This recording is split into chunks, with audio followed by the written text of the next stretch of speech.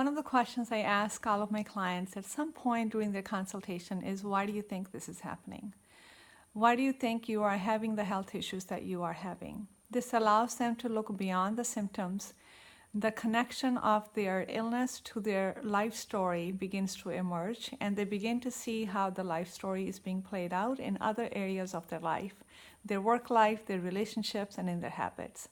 Simply the willingness to look beyond the symptoms raises the level of their awareness, and now they have a bigger picture than the one they did before. This is very empowering, and the healing begins to take place at the level of their awareness. More times than not, our illness tells the story of our life, especially the story that has yet not resolved. How do we resolve or heal the story is by going to the experience of it. Details are important up to a point, but it's really the experiences that continue to repeat in our illness and in other areas of our life.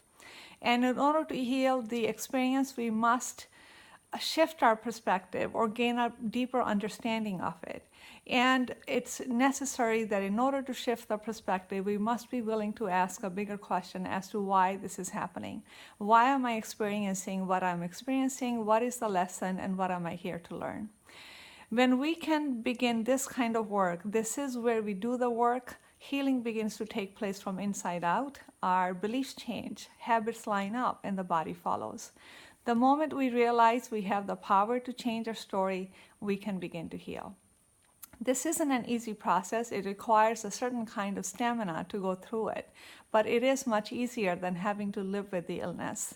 Resistance shows up in all kinds of ways. We may begin to rationalize, make believe, or pretend that everything is okay when it isn't. Fear shows up in all kinds of distorted ways. This is where we may need the help of an expert who can guide us through it. Healing is an organic process. It cannot be willed or forced. We simply allow it, and we must remain present to it. So these are the teachings of the ancient wisdom, Ayurvedic science, time-tested wisdom that has been there for thousands of years. You can heal from anything if we use it for that purpose and with that intention. Healing requires that we are willing to dig deeper, stay the course. Healing happens by choice, whereas illness happens by default. We can heal from anything and overcome the obstacles that come in the way. I believe that. In order for you to heal, you must believe that too. And this is an empowering thing, but at the same time, it can be very fearful. How do we deal with the fear and the resistance and the blocks that show up in the process? Let's talk about that in the next video.